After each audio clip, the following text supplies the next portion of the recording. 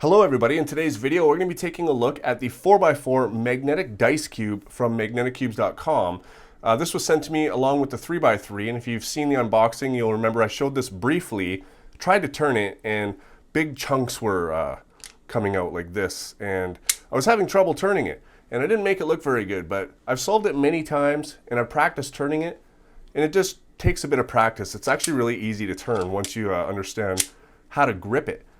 So one thing about this one, and it does happen a bit on the 3x3, but this one is much more, is just because it looks solved doesn't mean it's actually solved. And the reason is because the core is just eight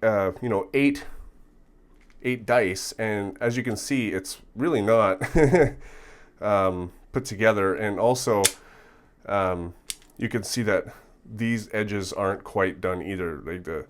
These aren't the same. They should be the same, but they're not.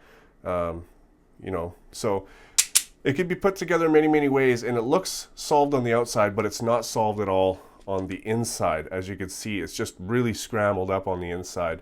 So if I really wanted to take the time to solve it completely, I could take a face off and I could look at what's here, take this face off, look at what's here, and then solve this inner core like a 2x2, and then solve everything else around it. The only problem with that, it would take a long time because I would have to solve the entire outside using only commutators, because if I start moving middle slices and then doing a face, now I'm screwing up that inner 2x2 that I spent so much time doing already. So maybe one day I'm up for that challenge, but right now I really like to just solve it as a 4x4. This thing is put together extremely well. Now the way that I turn it is full palm grips, and what I'm talking about is the outside's not too bad. I mean, you can turn an outside very easily. Sometimes it misaligns, but you can do that. But the inner slices, all the inner slices, you really got to grip it on both sides, and then I put my palms like this and my thumbs here and my fingers across the back. And doing that allows you to turn that face really easily, right? Let me just put this back the way it was, and this goes here. But as you can see, still sometimes a piece will come out. So I really just turn it really slowly when I'm doing it. And I solve this exactly the same way. I don't use Yao on this because it really confuses me.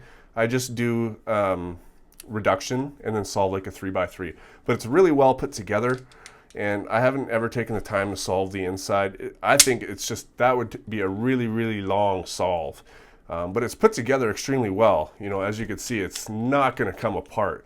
And part of the reason for this is because you can see if I take off one face, the center of, I guess that's 4s actually, it looks like 5s, but these are 4s. The centers all have one of these magnets, and so does this side. But if you open up a center and you take a look at it, you can see that there's many more magnets on the center. So you can see that all of the corners and the centers each have 2 magnets, and that's what really holds it together, is all these extra magnets. And I think that it's absolutely necessary. Is that not going together? Oh, because it's like this. It's very necessary in order to keep this thing together, because it's very heavy. It is massively heavy. In fact, let's take a look at this next to a regular cube. So this is next to a standard 62 millimeter 4x4, so you can see how much bigger it is, but you can really tell that this weighs a lot more than the 4x4. It's really a novelty item. It's something that's fun to solve. It's something that's cool to show people, that's for sure. But most of all, it's just a really nice looking puzzle. So I say let's go ahead and scramble this thing up really quick. So again, I have to really grip with the centers.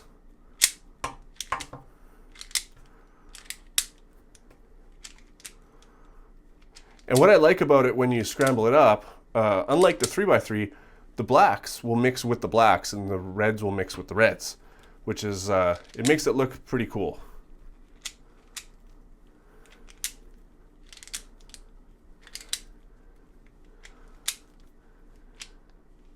Oh, see, I almost popped that piece out because I have to have this part of my thumb there. All right, so I'm going to call that scrambled up, and I can see that my camera is just about to turn off because it is overheating because I've been filming other things and stuff. So anyways, guys, this is the 4x4 magnetic cube. You can check it out at magneticcubes.com, link at the top of the description. Also, I'm adding a link to his YouTube channel where you can see many of these, even 5x5s. I really like how it just starts mixing around like that. Anyways, guys, I hope you had a great weekend. Thanks for watching, and I will see you on my next video.